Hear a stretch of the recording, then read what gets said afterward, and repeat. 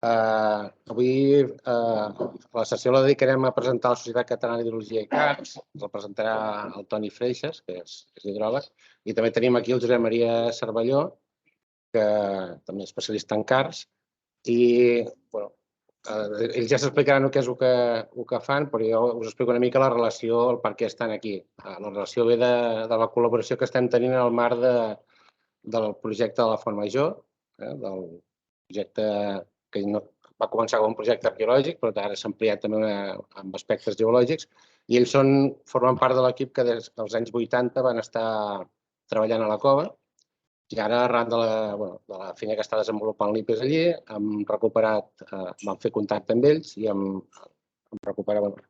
van proposar que col·laboressin en el nostre projecte, acceptat, i ara estem treballant conjuntament tant aspectes geològics com aspectes arqueològics. I no m'enrotllo més. Us deixo amb ells, que són realment els que tenen coses interessants a explicar.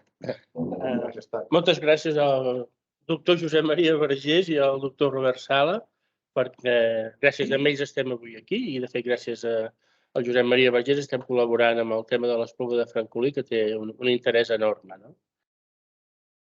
Aviam, una mica el que faré, no puc explicar el cas avui, ja m'agradaria, però ho farem potser un altre dia, que si teniu interès. Tinc molt interès en introduir aspectes termodinàmics de tot el tema del cas, que penso que obren molt la mirada, la perspectiva de l'aproximació científica al cas, però ho farem un altre dia.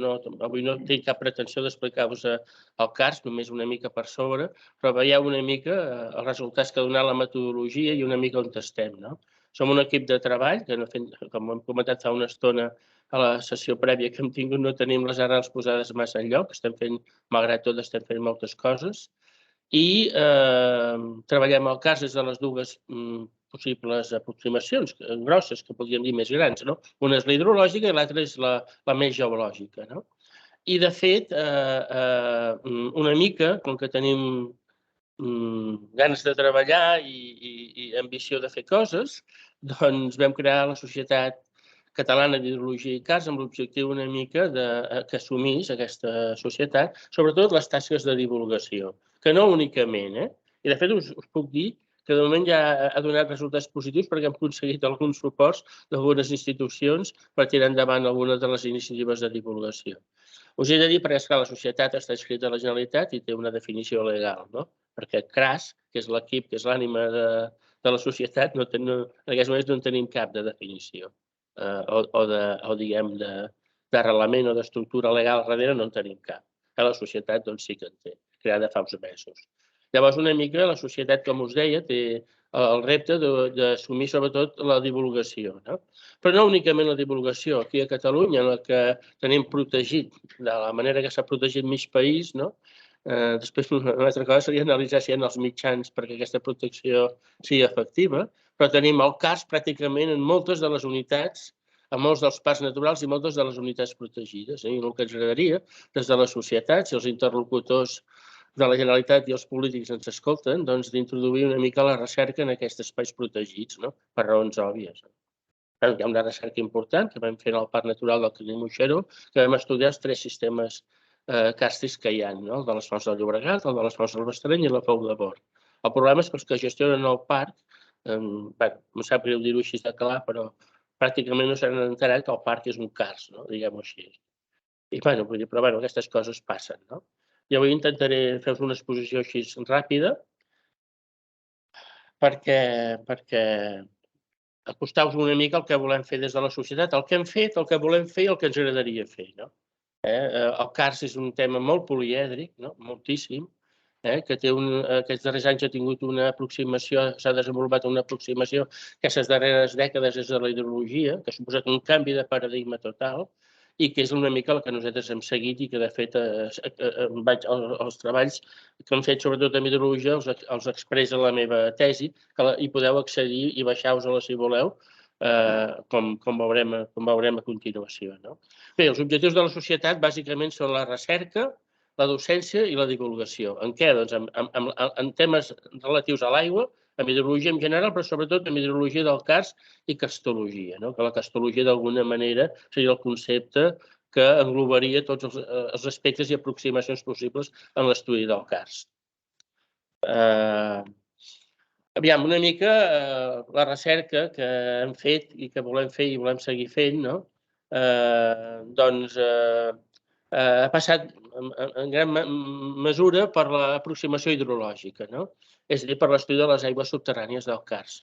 Des de quines disciplines? Sobretot des de la hidrodinàmica, és a dir, de l'estudi dels cabals, per exemple, amb una font càrstica se l'equipa i tens el cabal en continu. A partir d'aquí es poden fer moltíssimes coses, sobretot des del punt de vista matemàtic. Però també la hidrogeotèrmia, la hidrogeoquímica, que és una aproximació que dona moltíssim de sí i que et permet situar directament en l'aspecte que és la gènesi del CARS o l'espeleogènesi, perquè és l'aigua amb el CO2 la que realitza el treball de dissolució, que és l'explicació que té el CARS. És una erosió química, no mecànica, i és la dissolució. Bé, llavors també hi ha moltes possibilitats amb la hidrobiologia, amb l'estudi dels microcrustacis aquàtics, i darrerament ja hem incorporat, per exemple, la microbiologia, que és un camp gairebé molt nou i que segur que aportarà aspectes molt interessants sobre la biota del CARS, etc. En el treball que acabem de desenvolupar al Garraf també hem introduït els contaminants orgànics,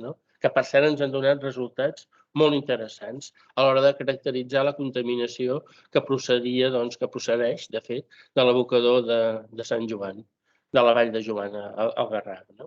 Evidentment, nosaltres també hem treballat amb l'aproximació geomorfològica, sobretot el que fem és observar les característiques del CARS en superfície i en profunditat i situar-les en l'esquema que ens proporciona la hidrologia, en l'esquema conceptual que ens proporciona la hidrologia. Per tant, d'alguna manera donem més relleu a la geomorfologia a partir d'una certa aproximació prèvia hidrològica i sobretot nosaltres, en el nostre cas, que tots venim de l'exploració subterrània i del coneixement espeleològic, nosaltres bàsicament hem treballat molt la geomorfologia del CARS, però sobretot des de l'aproximació espeleològica, que és de la que pràcticament la major part de la gent que està en l'equip prové.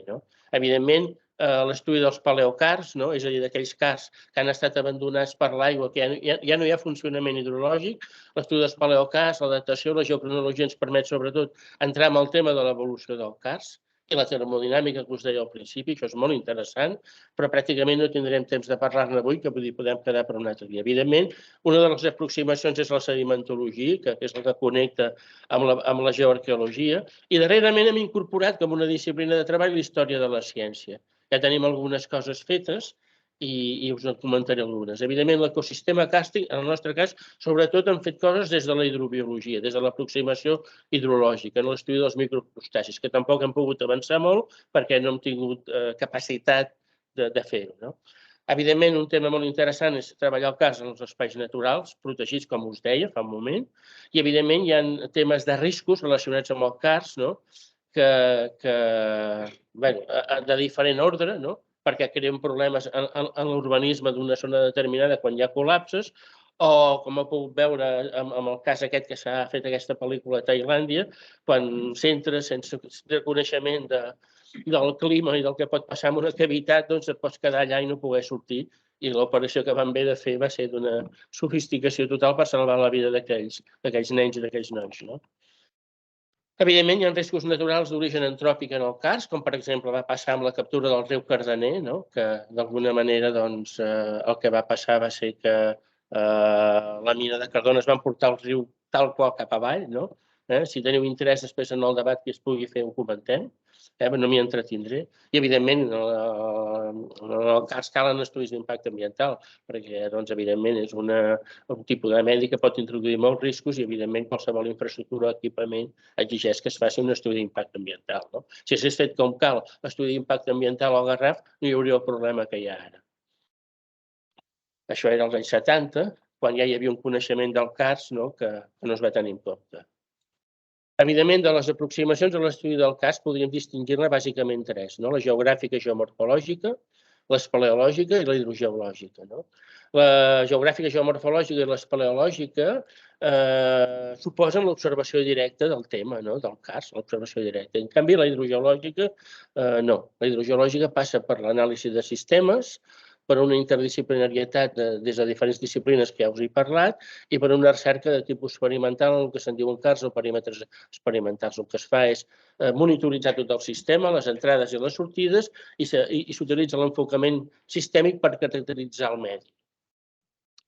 Evidentment, és interessant aquesta aproximació global que ens proporciona la hidrologia permet remuntar un cert reduccionisme que hi ha en les aproximacions geogràfica, geomorfològica i en l'espeleològica. Perquè el que tu pots veure amb l'exploració, com a molt, és un 0,1-0,2% del 15 al 20% de buits reals que hi ha. L'espeleologia només et permet accedir a una petita, molt petita part del cars. Per això, per exemple, l'Espluga, quan ho comentem, diem no, és que la xarxa càrstica que hi ha, que se'n va fins a Castellfollit, que se'n va més enllà de Poblet, ha de ser una xarxa càrstica de quilòmetres i quilòmetres. Amb la cova de la Font Major en vegem una molt petita part.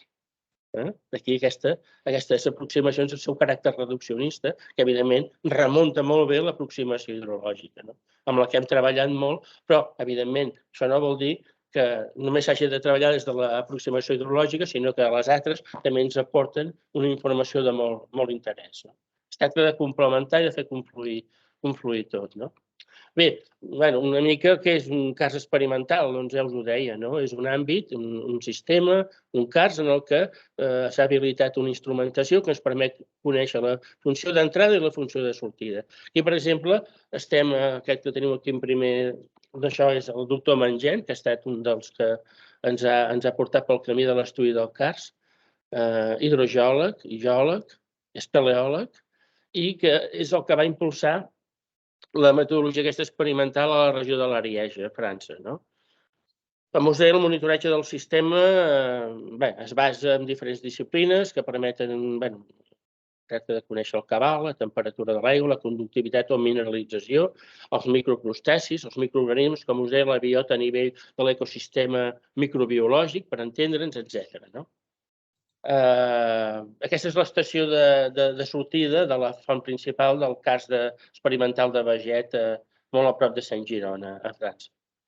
Bé, des del punt de vista de la hidrologia del cars, la intenció que tenim és anar més enllà del que hem fet fins ara, que Déu-n'hi-do el que s'ha pogut fer, sobretot en l'àmbit dels Pirineus, i és impulsar, desenvolupar i col·laborar amb iniciatives de recerca hidrològica del cars, promovent projectes de recerca d'aquestes temàtiques a Catalunya i a Europa. Tenim una certa idea d'un nou projecte i amb això estem treballant, en col·laboració amb França. La recerca hidrològica contribuirà, evidentment, un dels aspectes importants que ens plantegem des de la societat i de l'equip CRAS és avaluar els recursos i les reserves hídriques, per raons òbvies. I en un país mediterrani com el nostre, que patim les situacions com la que ara estem patint, doncs, evidentment, avaluar els recursos i posar-los en el marc de la hidrologia operativa per utilitzar-los per l'abastament d'aigua potable o per qualsevol altre ús, doncs és molt important. Evidentment, tot s'ha d'enfocar des d'una perspectiva de la sostenibilitat. Es poden explotar aquests recursos, però no es poden, per dir d'alguna manera, sobreexplotar moltes vegades ni explotar-los d'una manera desenfocada, perquè llavors hi haurà problemes per mantenir pel futur aquests recursos d'aigua, aquestes reserves. Bé, nosaltres els exemples que tenim més importants, a part d'una etapa inicial que vam fer a Rellinars en els conglomerats de Sant Lleonès del Munt, els exemples que hem estudiat són a l'alta vall del Llobregat, Fons del Bastreny i Fons del Llobregat, a l'alta vall del Segre, l'exemple de la Fou de Bord, i després hi ha els exemples de la conca de la Garona aranesa. Sobretot, els ulls de Jueu, Fonts de Terme i Pila, Font de l'Estuari i Font d'Aigüera, que són els 4 aqüífers més importants, els 4 cars més importants que tenim a la Vall d'Aran. Bé, un aspecte fonamental, sempre fonamental, és l'estudi dels cabals, l'anàlisi dels hidrogrames, que són aquests gràfics que s'obtenen quan tens un control en continu del cabal, com per exemple en aquest cas el Bastereny. Hi ha moltes possibilitats, jo evidentment no m'hi entretindré, però per exemple, fent una anàlisi matemàtica de la curva de recessió, que té 2 parts, la de crescuda i l'esgotament, doncs es pot saber l'aportació total del sistema. Per exemple, en el cas de Jueu, s'arriben a aportar alguns anys més de 80 hectòmetres cúbics d'aigua. Penseu que 80 hectòmetres cúbics d'aigua és el que regula un embassament com la Baells. Doncs això aporta tot un sistema. O bé, per exemple, ens permet permet controlar a partir d'aquesta equació el volum de reserves que tenim, una aproximació al volum de reserves que tenim. Això és molt important, perquè evidentment podem definir a partir d'aquí una estratègia d'explotació d'aquest aqüífer, una estratègia sostenible d'explotació d'aquest aqüífer. Per exemple, en el cas del Bastareny, de l'aqüífer del Bastareny, tenim de l'ordre, tenim un volum de reserves màxim d'uns 17 hectòmetres cúbics de vida, que podrien ajudar d'alguna manera a remuntar aquesta sequera difícil que tenim a l'alta vall del Llobregat en aquests moments, per exemple. Bé, les opcions que hi ha a partir de l'anàlisi de l'hidrograma és que es pot fer una classificació en la que de seguida veus quin aqüífer té reserves, quin no en té, quin té una castificació més o menys desenvolupada, és a dir, dona molta informació aquesta aproximació que es basaria bàsicament en l'estudi dels cabals i dels hidrogrames. Una de les possibilitats, no m'entretindré perquè té molta complexitat d'introduir-ho, que és l'anàlisi correlatori i espectral. Ràpidament podem veure, per exemple, un sistema que té moltes reserves, com per exemple aquest d'aquí baix de tot, aquest que teniu aquí, que té aquesta morfologia gràfic tan pla, té de l'ordre de 4 o 5 hectòmetres de reserves i, a més, aquest gràfic ens il·lustra que la castificació en profunditat és pràcticament inexistent. Més que un aqüífer càrstic, tenim un aqüífer de tipus fissurat. Per què? Perquè la castificació, els processos de dissolució, no han arribat a desenvolupar-se a la part profunda del cars. Però, malgrat tot, tenim reserves importants. Bé, hi ha altres possibilitats de definir la castificació. Si un aqüífer té una estructura de buits originats per dissolució més o menys desenvolupada, hi ha diferents maneres. Per exemple, es pot utilitzar la conductivitat o la mineralització. I, per exemple, Bakalovich el que va fer va ser, per exemple, utilitzar les distribucions de freqüència de la conductivitat i defineix, quan hi ha una única moda, defineix aqüífers no càrstics, de naturalesa porosa o fissural. I quan apareix més d'una moda ja tenim una castificació. Quan apareix una clara polimodalitat, fins i tot tenim una castificació que té una certa complexitat. Distribucions unimodals aqüífers fissurats i distribucions bimodals o polimodals ja estaríem clarament dintre del domini dels aqüífers càrstics. Bé, aquí teniu, per exemple, exemples estudiats per nosaltres, amb les distribucions de freqüència o de la mineralització, que seria el mateix, i veiem com hi ha uns exemples amb una certa clara polimodalitat, excepte aquest d'aquí, això és a la Vall d'Aran, excepte aquest aqüífer d'aquí, que té una única moda. I és aquest que també veiem el paral·lograma com molt clar. Aquí no tenim castificació i en els altres casos sí que tenim més d'una moda. Tenim una cosita txeca dins la gent que estava online no em sentirà perquè... D'acord.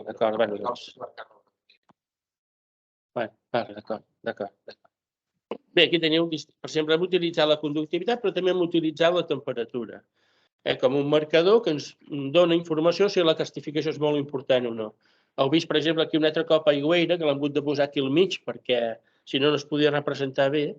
Aigüera té una única moda, indicant en principi que és un medi d'estructura fissural i no càrstica. En canvi, tots els altres observen una polimodalitat en la distribució de freqüències de la temperatura, indicant en principi que hi hauria una castificació d'un cert desenvolupament o en alguns casos més que un cert desenvolupament, com el de Jueu, per exemple, que és el naixement del riu Garona. El de Jueu, que és aquest primer que tenim aquí. Bé, com veieu, aquesta recerca experimental, sigui a partir dels cabals, de la conductivitat i de moltes altres possibilitats que hi ha, ens permet anar a uns models conceptuals, com per exemple aquest que teniu a l'esquerra, aquest esquema que dona una definició de les diferents parts del que seria un cars o un sistema càrstic. I ara anem a veure aquest esquema. Veieu que tindríem una zona no saturada, fins i tot amb aqüífers a la part superficial, que és una de les aportacions de l'equip aquest del laboratori subterrani de Molís, que nosaltres hem seguit una mica les seves idees. Hi ha un aqüífer superficial epicàrstic. Després tenim dos tipus d'infiltració, una retardada i una ràpida, amb una certa escorrentia subterrània fins a arribar a la part de la zona saturada de l'aqüífer on tenim un drenatge. Un drenatge que és una part molt transmissiva i poc capacitativa i unes zones laterals, els sistemes annexos, que és on hi ha les reserves del cars. Per exemple, en l'esquema aquest, tindríem un drenatge fins a la font principal, que estaria aquí a l'esquerra, i són les laterals d'emmagatzematge o d'estocatge on hi ha les reserves del karst. En aquest exemple, que té una conca d'uns 12 quilòmetres quadrats, eren unes reserves de l'ordre de 2 o 3 hectòmetres cúbics. Petites conques poden tenir importants reserves. Bé, aquesta recerca experimental ha permès definir una mica que el karst és una estructura organitzada de tipus fractal i, d'alguna manera, veure que hi ha elements de drenatge molt transmissius i elements laterals molt capacitatius on hi tenim les reserves pròpiament. Per exemple, això ens ha permès, d'alguna manera, introduir-ho en els exemples estudiats per nosaltres. Per exemple, l'aqüífer d'Ulls de Joveu, que inicialment es pensava que tindria reserves importants, resulta que no les té.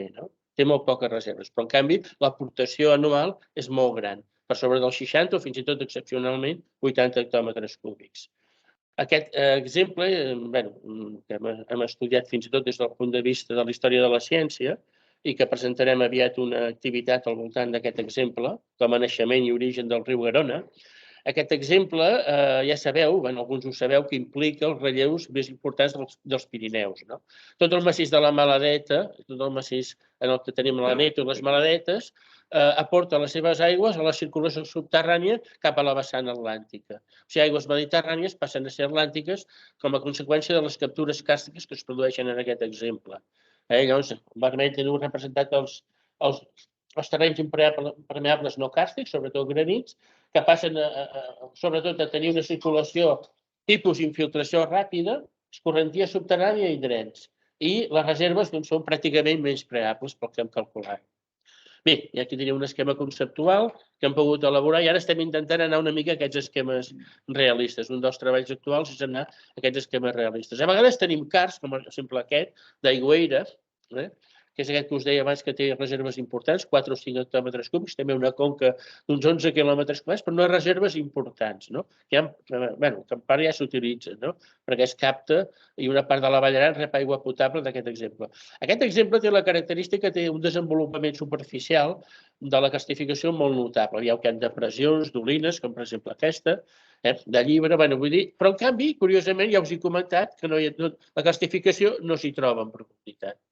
No hi ha hagut condicions perquè hi hagi castificació en profunditat. O sigui que no tenim una estructura de buits càstics, sinó una estructura fissural, solament. Tot i així, amb reserves.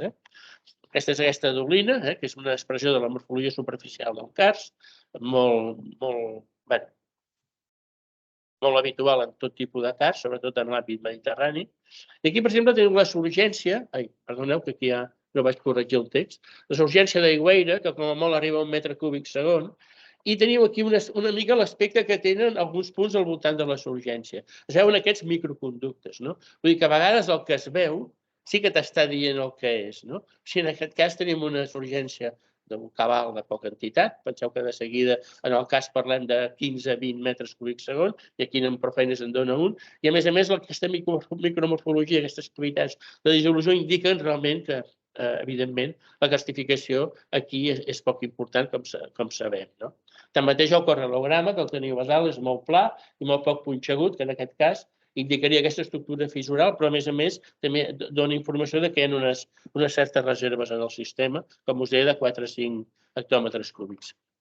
Com us deia, la castificació a vegades no és exactament la mateixa en superfície que en profunditat. Aquí, per exemple, estem al massís d'Arbàs, que va ser un dels darrers reductes de la defensa del territori per part dels francesos davant de la invasió alemanya a la Segona Guerra, i aquí va haver molts morts perquè es refugiaven nens i dones en el karst, precisament a les peraltes del relleu, però evidentment els homes que quedaven a baix estaven sotmesos a tota la situació que creaven els soldats alemanys allà, i aquest lloc d'Arbàs és molt conegut per això.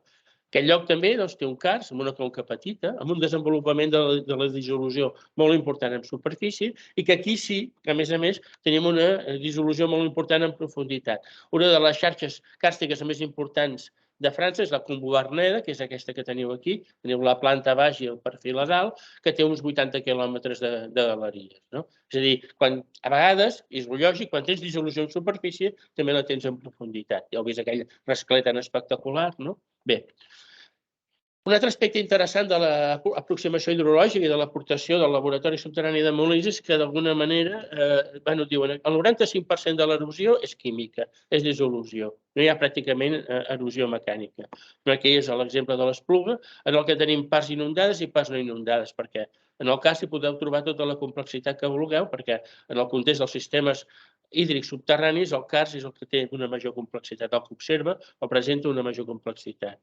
La gent va dir, no, perquè hi havia una discussió, hi ha hagut una discussió que encara continua d'alguna manera al voltant de la gènesi de les cavitats, de la gènesi de les zones inundades, de com es fan cavitats importants a gran profunditat, a vegades a 2.000 metres de profunditat en relació al relleu. Doncs bé, simplement és que els mateixos mecanismes hidrològics impulsen el CO2 en profunditat i les aigües d'infiltració ràpida recuperen aquest CO2 i hi ha dissolució en profunditat. Amb quines condicions hidrodinàmiques? Tant és badoses o freàtiques, com vulgueu dir-ho, o inundades. Però sempre hi ha dissolució, aquesta erosió química. Vull dir que aquest tema tan complex de l'espeleogènesi, de l'origen de les cavitats, doncs des de l'aproximació hidrològica s'ha enfocat i molt bé i s'han trobat explicacions. Bé, una mica aquí us poso una surgència, potser de les més boniques de Catalunya, la més bonica, la Font de la Dou del Bastareny, que forma part del conjunt de surgències càrstiques del sistema càstic de les fonts del Bastareny, que drena una part important del massís del Cadí, d'acord? Bé, si llegiu una mica, bé, o sigui, és cert, no? O sigui, l'aigua d'alguna manera ens aporta informació i una font sempre acaba traient una mica les seves entranyes, no? Com deia Jean Giraudoux, no? És veritat, no? Nosaltres utilitzem les urgències com un vector, com l'origen d'una informació molt important sobre el que hi ha darrere de les urgències.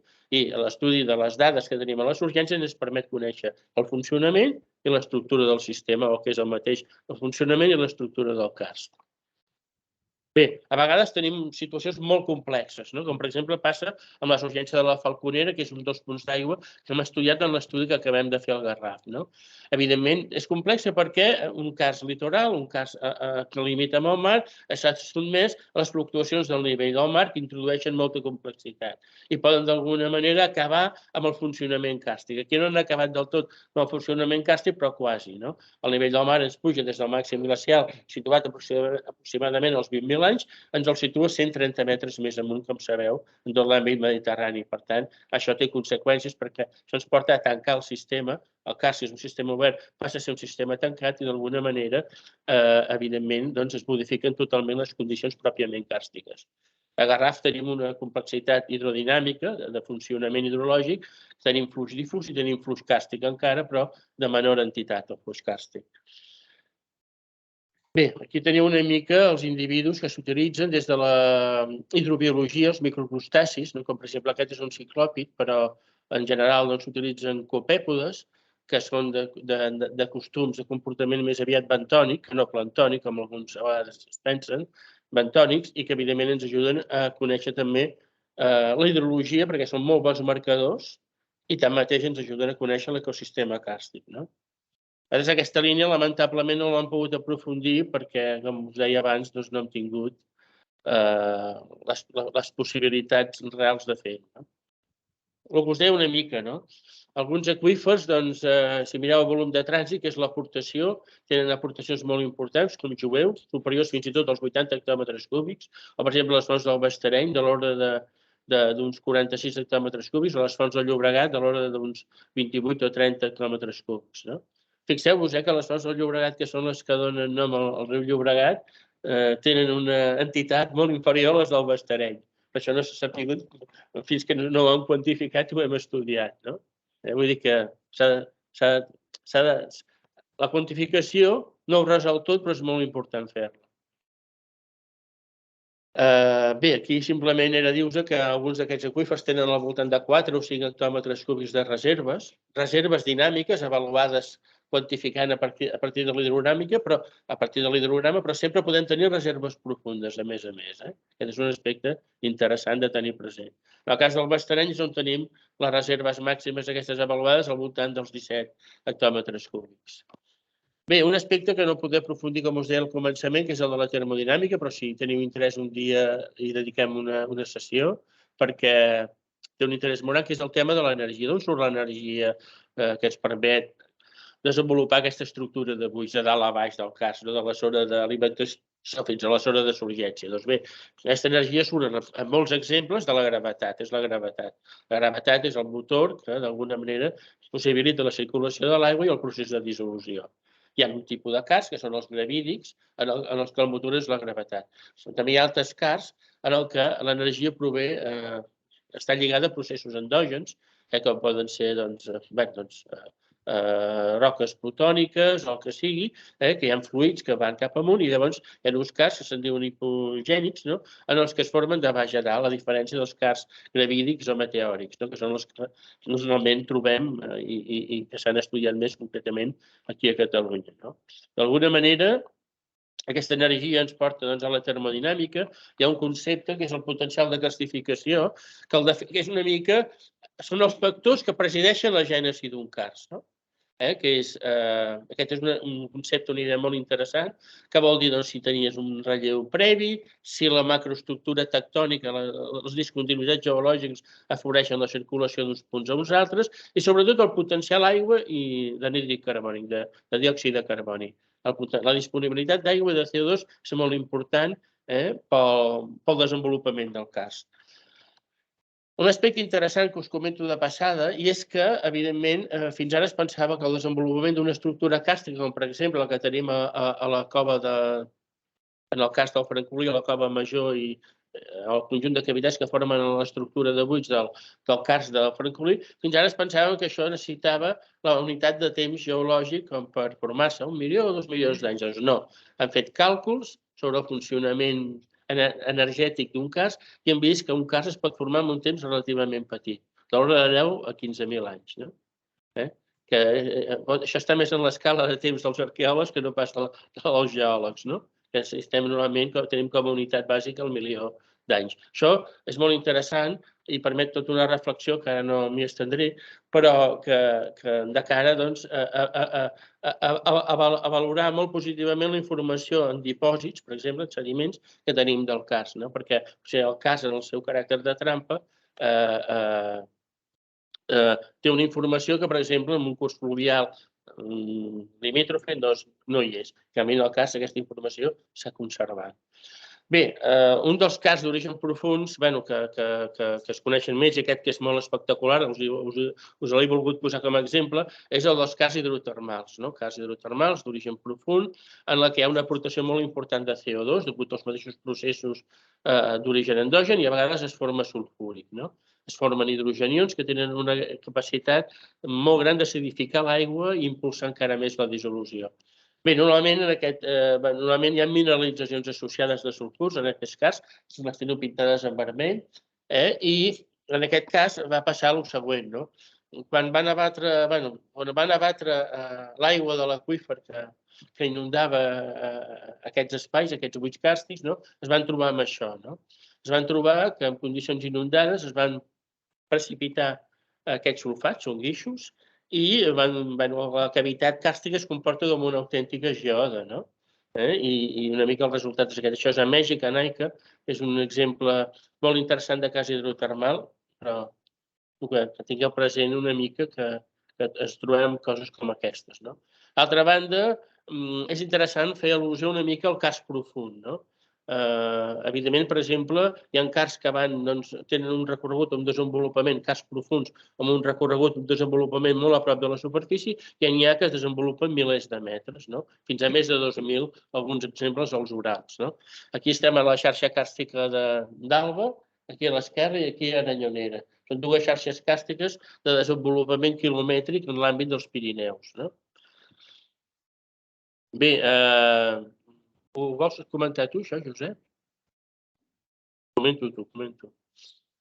I aquí entrem més en l'aspecte sedimentològic, que, Josep us explicarà una mica. Hola. Interès, no?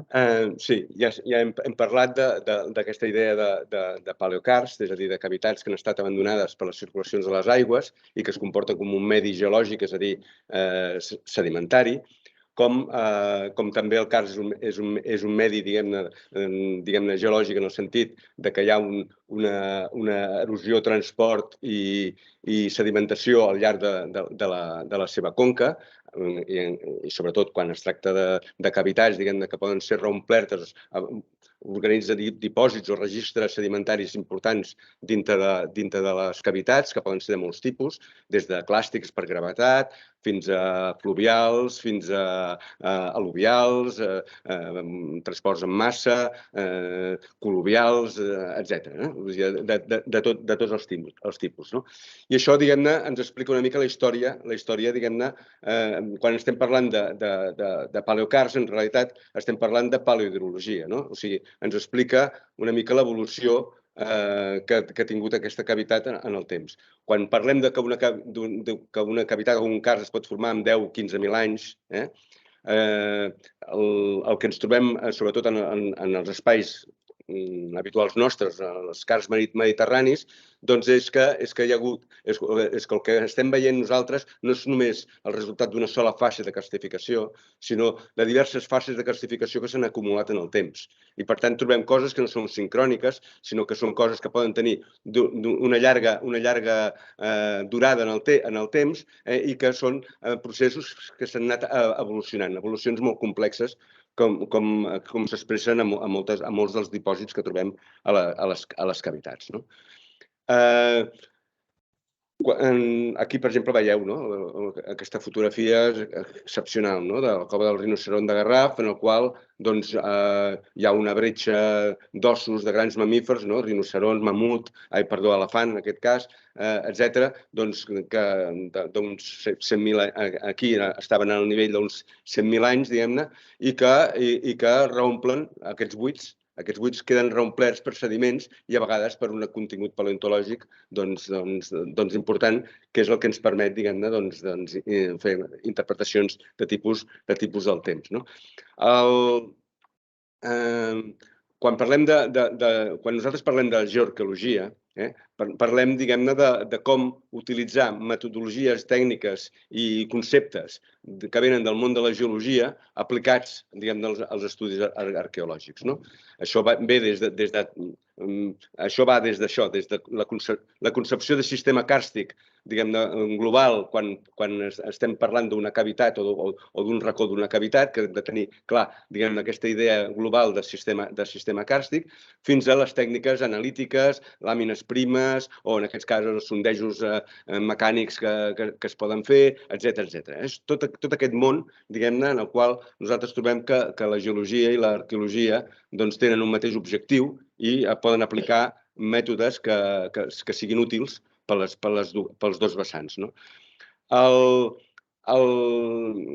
de pensar que la geologia és una ciència que estudia una part de la física del planeta, i per tant, diguem-ne, que és una ciència física en la qual, per exemple, els aspectes de la termodinàmica són fonamentals per entendre què està passant allà, des del punt de vista que són processos irreversibles, en els quals, Prigogine deia allò de la fletxa del temps, que hi ha una fletxa del temps que assenyala el sentit de la direcció de l'entropia i que és la que presideix, diguem-ne, totes les transformacions que estan passant per allà.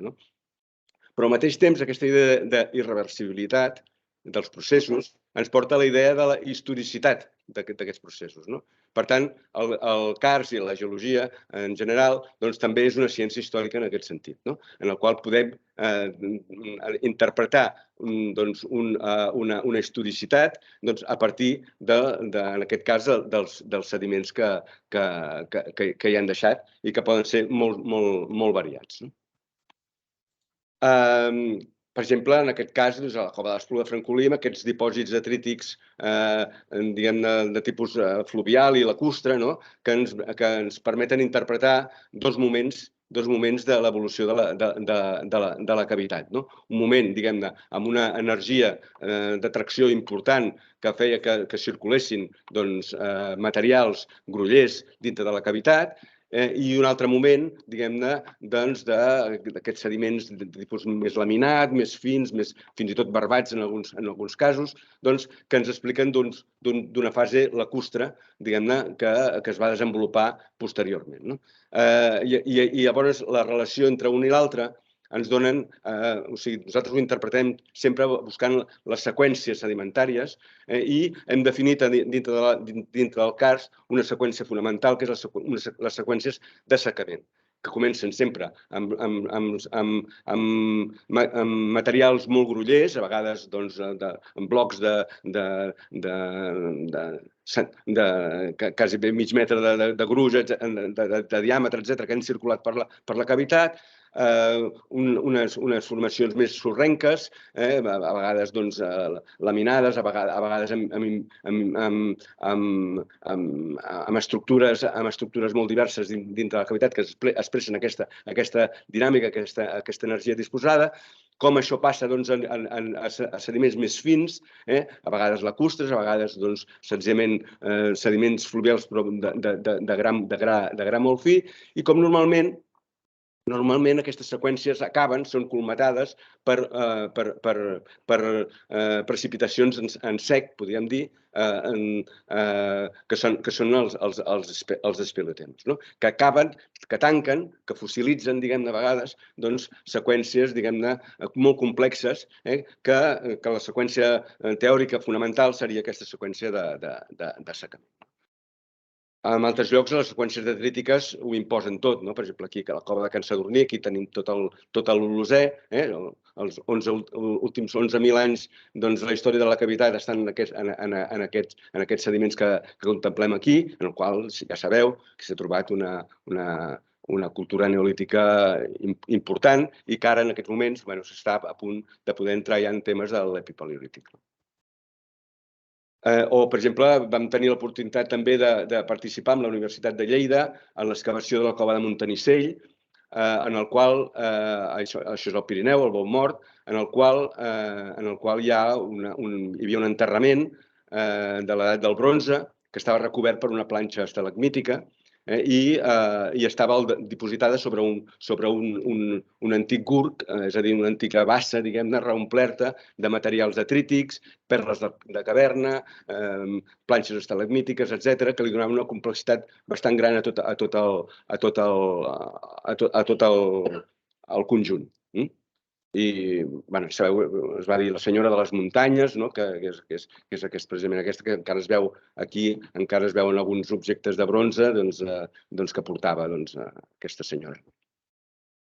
O la cova de Fontmajor, en la qual, a partir, sobretot, dels gravats tan magnífics que vau trobar en Vergés i companyia, que permet donar-li un valor extraordinari a aquesta cavitat i fer que els elements geològics siguin una part, diguem-ne, no només complementària, sinó que la suma dels dos conceptes ens donen una idea molt més interessant d'una cavitat que ja havíem estudiat des dels anys 80 o 90, en el qual sobretot ens havíem centrat en els aspectes hidrològics i en els aspectes més físics de la cova, participant, diguem-ne, dels treballs previs a la seva turistificació, en els quals, dintre d'aquell moment del Servei Geològic de Catalunya, vam poder fer un estudi previ per saber quins elements s'havien de preservar. I entre ells vam posar molta èmfasi en els sediments. Per això, si un dia aneu a la cova de l'Espluga, veureu aquells talls de sediments que hi ha, que s'ensenyen, es van salvar gràcies a que nosaltres vam insistir molt en que aquells sediments tallats i explicats eren una part molt important de la visita i dels continguts culturals i educatius que tenia aquesta cavitat. Pel que fa als espeleotemes és potser el paisatge més característic d'una cavitat. La gent va buscar les estalactites, les estalagmites, i són dipòsits que poden ser que poden tenir una llargària temporal important, però sobretot expressen moments del funcionament del cars molt interessants. Per exemple, en aquest cas, les coves de Mallorca, en les quals és un cars litoral, en el qual l'oscil·lació del nivell del mar durant el Plistocè i l'Holocè ha quedat registrat en els seus espeleotemes. Per tant, podem relacionar espeleotemes concrets amb nivells del mar de la Mediterrània. I aquí, per exemple, es va aconseguir estudiar un espeleotema de 80.000 anys en el qual es va demostrar, cosa que no se sabia, que a la Mediterrània fa 80.000 anys el nivell del mar estava per sobre de l'actual, estava 2-3 metres per sobre de l'actual, i que potser a partir d'aquell moment va ser quan va començar a baixar cap al mínim glacial de fa 25.000 anys. Pel que fa als espeleotemes, nosaltres intentem no només donar-los aquesta visió, diguem-ne, immediatista, diguem-ne, d'agafar un tros d'espeleotema i intentar una datació, sinó que hem de veure exactament aquests espeleotemes, quines textures, quins hàbits, quines fàcies tenim, quines possibilitats hi ha que siguin sistemes químics tancats, que per tant siguin aptes per les datacions, o si s'han obert per dissolució, per contaminacions, etc. En aquest cas, aquí veiem un espeleotema molt clàssic, molt típic, d'una estructura palissàdica, formada per aquests cristalls elongats cap amunt, en el qual veiem els fantasmes, diguem-ne, dels diferents moments del seu creixement, com hi ha unes pauses en aquest creixement i intervenen altres elements molt més micrítics o més detrítics, i com es refà una altra vegada l'espeleotema, segueix creixent cap amunt, però amb hàbits diferents. Segurament la part de dalt per una transformació, per una formació d'aragonita, més fascicular que no pas, diguem-ne, la de baix, que és la calcita clàssica i característica. Els espeleotemes ens permeten, per exemple, saber si hi ha vacuoles líquides en el seu interior, és a dir, de l'aigua de formació que conté, que ens permeten fer estudis d'isòtops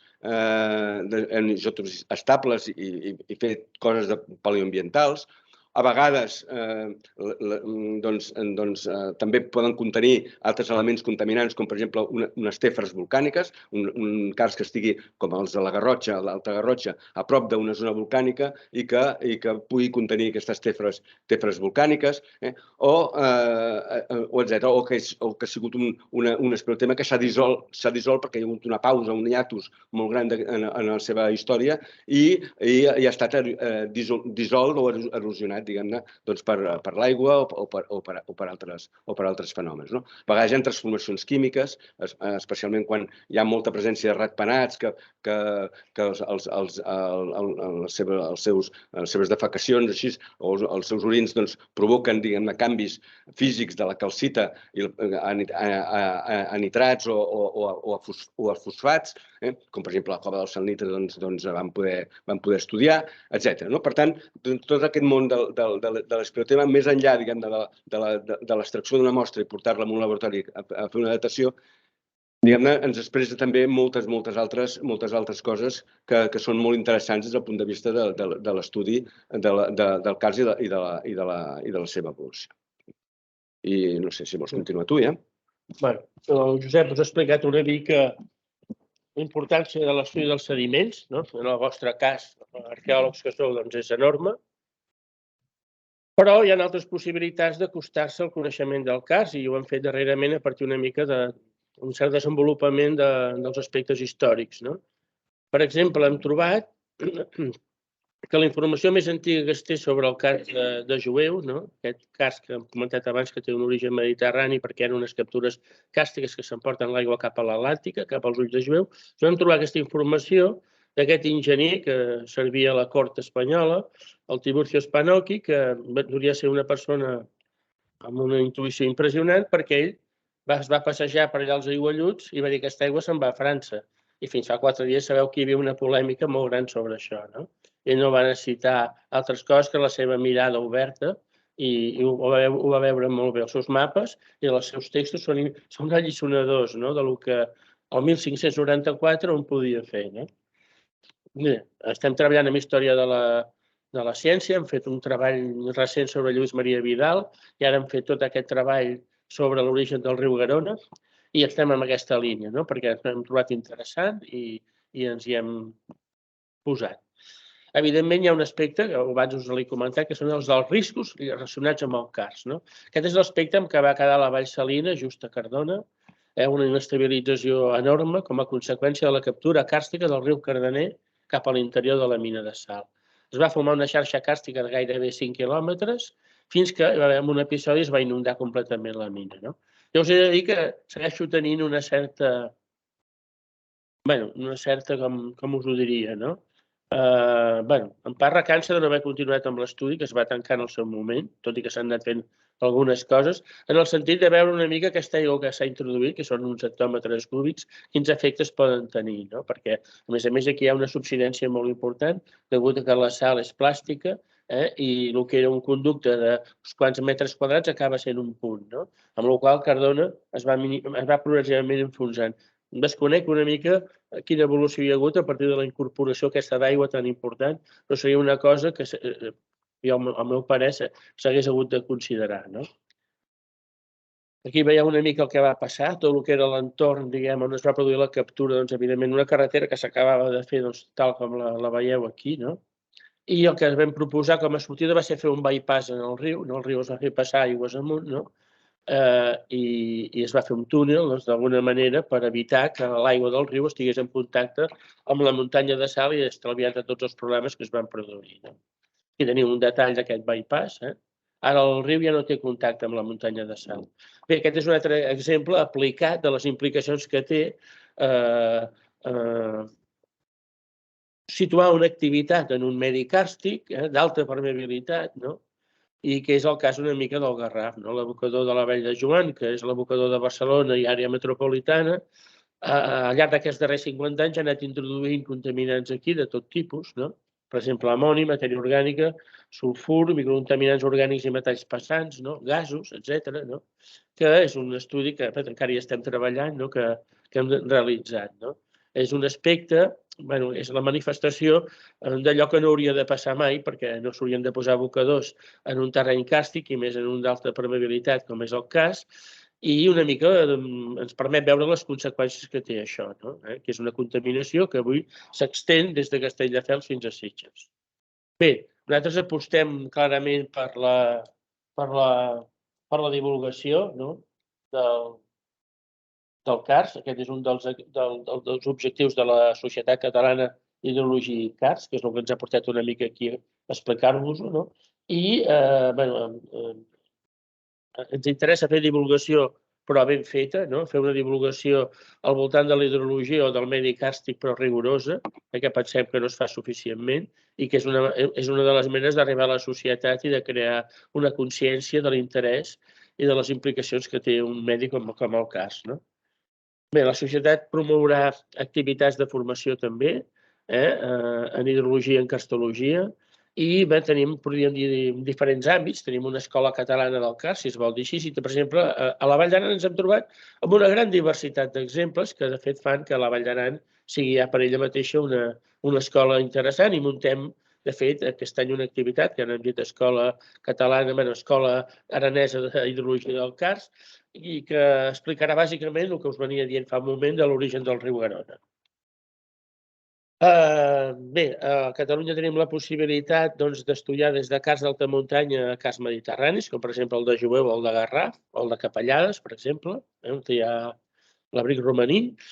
I llavors, també, evidentment, tenim el cas interessant i excepcional que Catalunya té cars en altres litologies que no calcàries, sobretot en conglomerats. És un dels països del món que té més exemples de cars en conglomerats i, evidentment, en el cas en conglomerats té uns processos molt semblants als del cars amb calcàries, hi ha dissolució també, i hi ha l'interès aquest que, evidentment, és un altre tipus de medi on hi ha unes particularitats.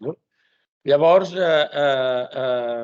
tenim una autèntica geodiversitat que la trobem a nivell d'Aran o a nivell de tot Catalunya per diferents conceptes, no? Perquè tenim roques que es classifiquen que són carbonàtiques o calcàries o roques, per exemple, que poden ser conglomerats i gresos, no?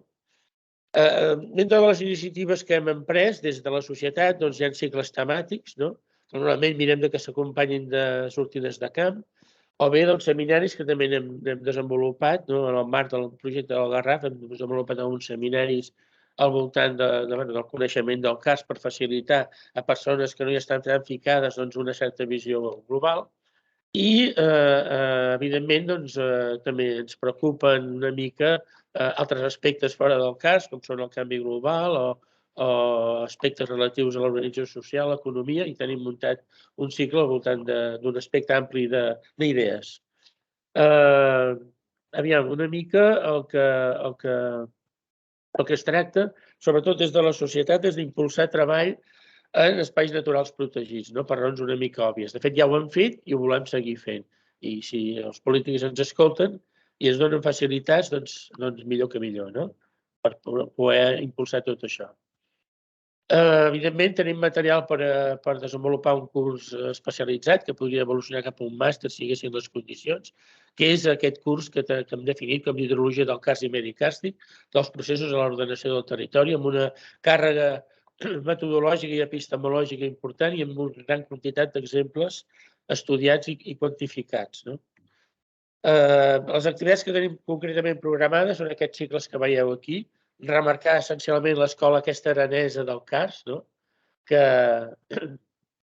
explicarà una mica quin és l'origen del riu Garona, i també tenim programat una activitat al voltant dels aqüífers càrstics de l'Alt Llobregat, Fons del Llobregat i Fons del Basterell, juntament amb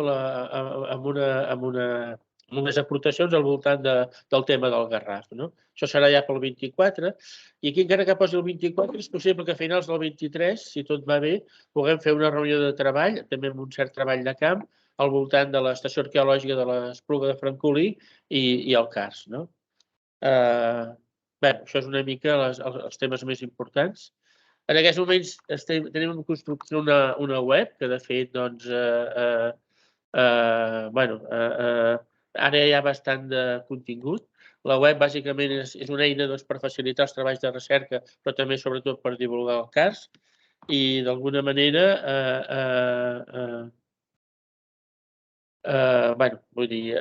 servirà també per poder arribar més a la societat, a les persones que tinguin interès en el tema.